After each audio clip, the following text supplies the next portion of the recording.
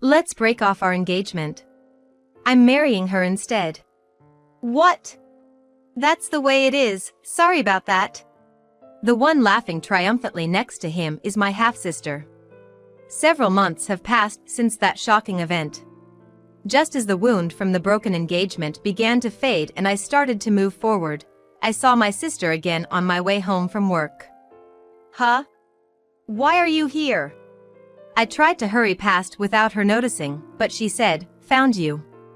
I've been looking for you." She seemed angry, but I had no idea why I should be the one being scolded. If anything, I should be the one who's mad. What do you want? I've got nothing to say to you. What the hell is going on? You've been lying to me, haven't you? Huh? What on earth are you talking about? I'm a saleswoman and I just turned 30. A year ago, I started dating a man named Michael and he proposed to me a month ago. We were engaged, but that was called off today. As someone who wants to get married and have kids like me, having the engagement broken off just before turned 30 is nothing short of a disaster. After breaking up with Michael, I headed straight to my family home where my mother was waiting. Of course, the fact that my engagement was off, and the reason why, was too cruel to bear alone, so I called my mom immediately. She quickly said, "I'm at home right now, so come over." "Where are you? Should I come and get you?" Even though I was dumped by my fiancé, there were people who cared for me. Just feeling that lightened my heart a little. I told her I could get home myself and, with my mind blank, I got on the train and headed for my family home. When I arrived, my mother was waiting for me at the front door and said, "Welcome home." I'm home. As I said that, the tears I had been holding back came pouring out like a waterfall. Without asking what had happened, my mother silently waited for my tears to calm down. Then, when my tears had subsided a bit, I started to tell my mother about what had happened that day. I was supposed to meet Michael today, but when I got to the meeting place, Becky was there too. What? It's not surprising that my mother was shocked. Becky is my half-sister. Although she's my half-sister, we can't exactly say we get along well. We've had a complicated relationship since forever. I had never introduced Michael to her, so I had no idea why Becky and Michael were together. But the unexpected pair had more shocking news. "Harper, there's something I have to tell you today. I want to break off our engagement." "What?" Of course, I couldn't accept it right away. Things had been going well with Michael recently. We had even taken a short trip last week and discussed our wedding rings. There had been no signs that he was going to break up with me. Why? Can you tell me why? I had a bad feeling when I saw Becky next to him. That's because Becky has always tried to steal my boyfriends and friends in the past. But after growing up, none of this happened, and I honestly thought it wouldn't happen anymore. I wanted to believe so. But Michael's reply was, "I've fallen in love with someone. I intend to marry her." That's what he said. And when I saw him looking at Becky so adoringly, I felt dizzy. Becky looked at me triumphantly and said, "That's the way it is." Sorry about that. Michael may not know about my relationship with Becky. Even so, I couldn't believe this was a coincidence. I was certain that Becky had planned this, to break off my engagement. But even knowing that, there's nothing I can do now. If Michael has fallen in love with Becky, no matter how much I try to convince him otherwise, it will just sound like I'm a sore loser. I should be angrier at having the person I promised to marry taken from me. Maybe I should be clinging more, saying I don't want to break up. But I couldn't do that. I felt that if I did, I would feel even more miserable. "I understand, it's okay now." I said just that in a small voice, and turned my back on them. Then I called my mom, and that brings us to now. After hearing everything, my mom paused a bit, and then in a kind voice said, "You must have been through a lot, cry all you want until you feel okay." Yeah, thanks. I'm really glad to have my mom. It's going to be tough for a while, but I'll surely be able to think positively. That's when my mom shocked me with her words. "But, you know, it's a good thing. Even if you had married your fiancé, I don't think you would have been happy. That's what I believe. I was taken aback by the unexpected statement. What? What do you mean? Then my mom smiled softly and said, because he's a man who could easily discard a wonderful woman like you. Also, I don't think things will go well between those two. Happiness built on hurting others so ruthlessly is fragile. There's something else that's been on my mind. I don't have proof, so I can't say it now. But I'm sure you'll understand soon, Harper. Don't worry, you're going to be happy. I was really curious about what my mom wanted to say, but I don't have the energy to think deeply now, and strangely I could trust my mom's words. So that day, I didn't pursue it any further and decided to go back to my own house because I had work the next day. On my way home, I was absent-mindedly thinking about the past. My parents divorced when I was 3 years old. My dad had an affair and left us. My mom has raised me by herself ever since. And the woman he had an affair with was Becky's mother. I have no intention of denying Becky's existence. But considering Becky is 2 years younger than me, it's easy to see how despicable my father's actions were. As an adult, I feel this more deeply. Even so, my father, as he is, seemed to care a bit about me, his daughter. He always sent me a gift for my birthday, and would take me out for meals a few times a year. When I was young and didn't even understand the meaning of the word affair, I purely loved my father who would come to see me. And my mom never said anything against that. I first met Becky when I was in the 3rd grade. Normally, I would dine with my dad, just the two of us, but this was the first time he brought along Becky. I was still a child back then, so I didn't care who Becky was or anything about her. I was just thrilled to be able to play with a girl slightly younger than me. Of course, Becky was just a kid at that time too. Regardless of our respective statuses and relationships, I remember playing well together. Looking back now, I wonder what was going on in my dad's head to make us meet. During elementary school, days passed where I would occasionally meet my dad and Becky, and we would eat together. But as I entered middle school and became busier with club activities and tutoring, naturally the times I saw my dad decreased. By the time I was in the 8th grade, even the messages from my dad ceased. By then, I knew without needing the specifics that my parents had divorced and my dad had a new family. Understanding that fact, I didn't think about contacting him. I can't say that I didn't feel lonely, but I thought that my mom must have been feeling this way even before me. But one day, when I was in the 9th grade, Becky enrolled in our school as a new student. I had no idea where she lived, so I never thought she'd end up at the same middle school. When I saw her, it felt like I was reuniting with an old friend, so I called out to her. "Becky, long time no see." Since elementary school, Becky had always been the girl with soft, white hair, big eyes, and long eyelashes. She was the epitome of the kind of beautiful girl that other girls admired, but in middle school, she had become even more stunning. Indeed, she was so noticeable among the new students that she became a hot topic in my grade. When I called out to her, Becky stared at me with her large eyes and said, "Who are you?" I could tell it was her right away, but had she forgotten me? Considering how young she was when we used to play together, it was understandable. Given the complicated nature of our relationship, I hesitated to explain. Although I was disappointed that we couldn't have a proper conversation, I opened my mouth, deciding to pretend it was a case of mistaken identity. Then, Becky said, "Oh, you're the poor girl who got dumped by my dad." Huh? Even Becky's friends who were with her were taken aback and asked her to repeat. "Apparently, my dad was deceived by a terrible woman when he was young. He couldn't bear it, divorced her, and then married my mom. Do you need something? You're scaring me."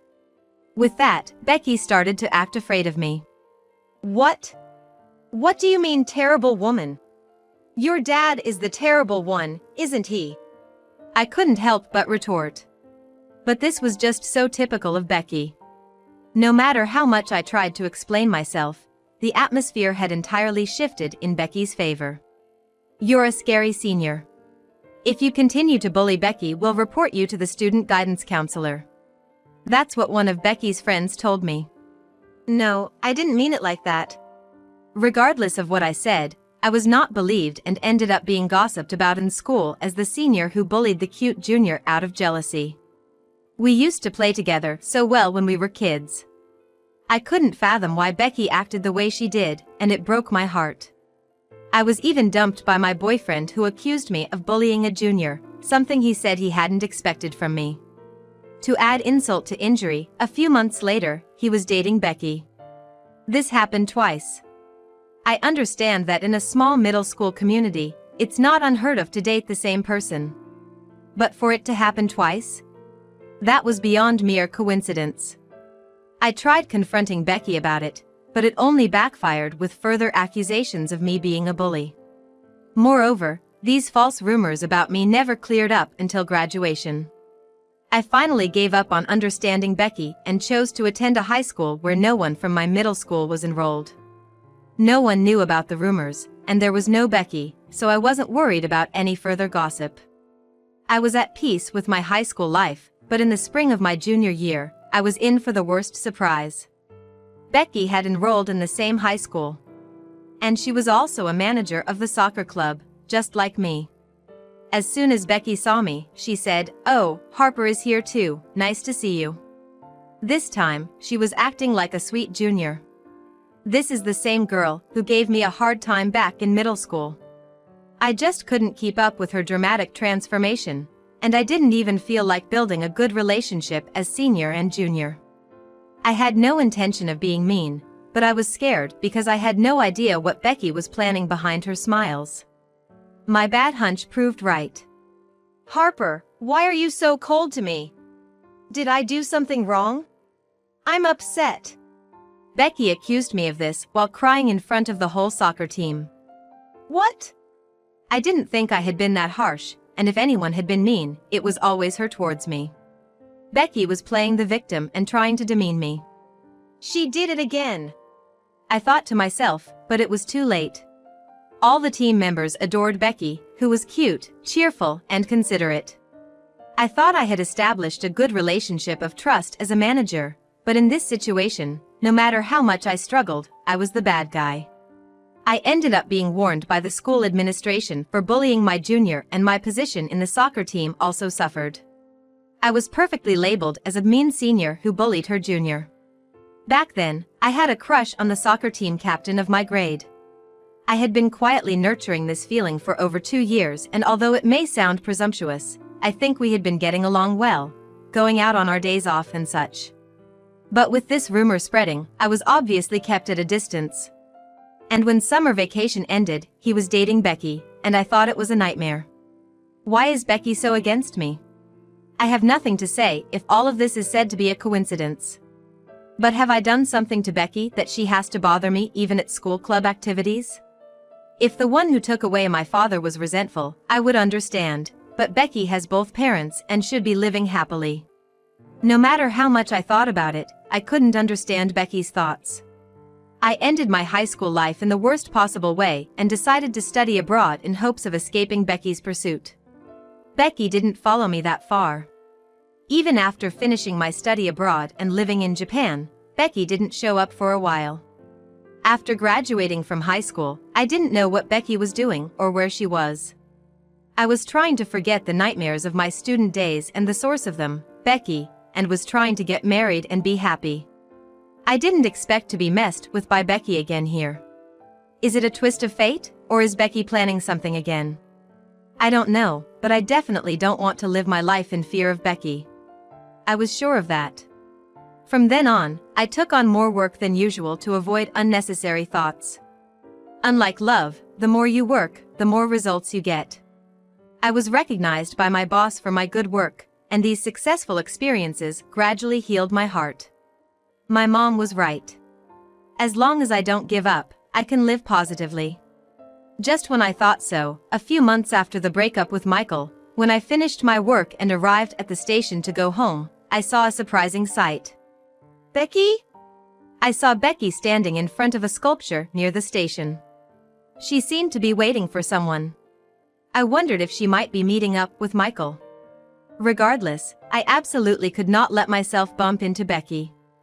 Although I don't currently have a boyfriend or anyone I'm fond of, You never know what else she might take from me.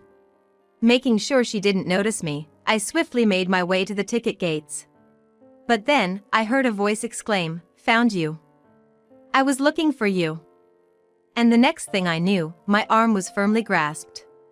I could see anger in her eyes, but I couldn't understand why I should be the one she's mad at. Rather, I'm the one who should be mad. "What do you want?" "I don't have anything to talk about," I told her, shaking off Becky's hand. But she grabbed my wrist again, forcefully, and dragged me to the side of the ticket gate. Just how selfish and pushy can this woman be? With a feeling somewhere between shock and exasperation, I quietly followed her.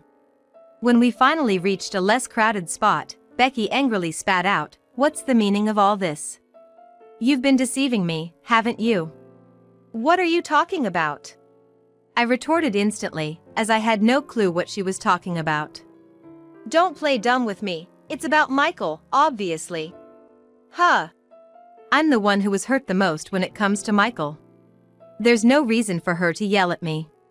And then, Becky uttered words I couldn't believe. "Michael took $20,000 from me. You must have conspired with him, didn't you?" "What? What are you talking about?" Seeing my genuine surprise, Becky sank to the ground, out of energy. "So you're saying you didn't know? Michael said he needed $20,000 for his sick mom's operation, so I lent him the money. But the day after I gave him the money, I couldn't get in touch with him. His house was empty. I thought you used Michael to get back at me for taking all the men away from you, but is that really not the case?" If what she said is true, did Michael commit marriage fraud? I can't believe the person I was engaged to turned out to be a fraud. The thought of it sends chills down my spine. I really didn't know. Sure, Michael said the same thing to me, but I didn't have that kind of savings, and I said I couldn't ask my mom for it either, so he immediately broke off our engagement. I don't know how you two met, but perhaps when he realized he couldn't get money from me, he switched his target to you. I was surprised at myself for being able to talk about Michael, who I was heartbroken over, as if it was someone else's business. But Becky, of course, wasn't in a place to think about that. "I was irritated when I saw you coming out of a jewelry store, looking happy with a guy. That's why I stole him to get back at you, but I never thought it would turn out like this." I finally heard Becky's true feelings. As I suspected, she had intentionally stolen my boyfriends, the men I loved, and even my fiancé. I said to Becky, exasperated, "You're beautiful and have a bright, captivating charm. But because you've only wished for my misfortune and acted thoughtlessly, haven't you brought this unnecessary disaster upon yourself?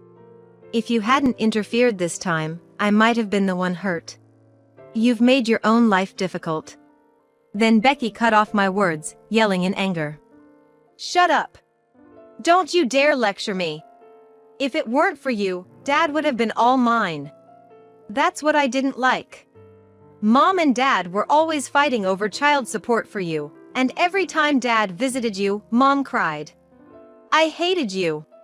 This was the first time I heard Becky's true feelings.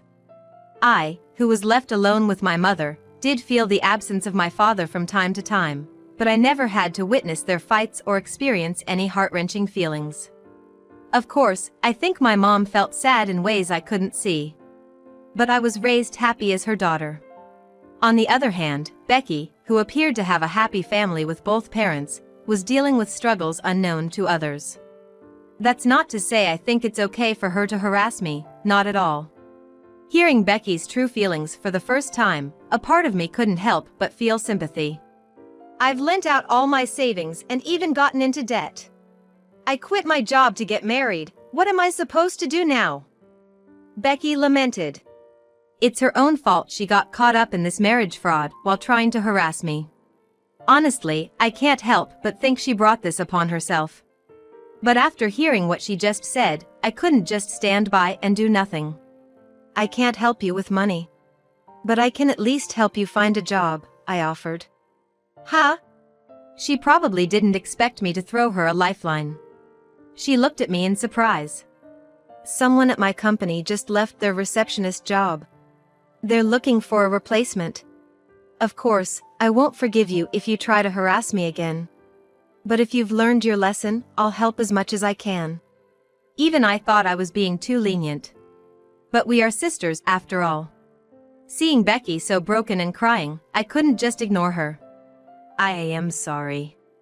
I'm really sorry. Becky cried, sobbing uncontrollably. She must have been overwhelmed with regret for everything. From then on, Becky really did start working as a receptionist at my company.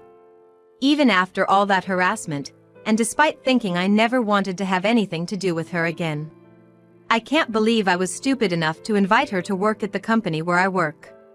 As expected, Becky became popular in the company due to her vibrant appearance and innate brightness. But she's finally learned her lesson and doesn't harass me anymore. She looks a little embarrassed whenever I pass by, but she doesn't spread nasty rumors or speak in a fake voice. Honestly, I'm relieved. By the way, it seems that my mom once overheard a suspicious phone call from Michael when we were engaged. But she didn't have any evidence, so she was debating on what to say to me when the engagement was broken off. While the situation isn't what we imagined, in the end, my mom, Becky, and I are living our lives positively in unexpected ways. Whatever hardships may come in the future, I'll remember my mom's words. No matter what, I'll be happy. I'll be fine. I'll chant in my heart.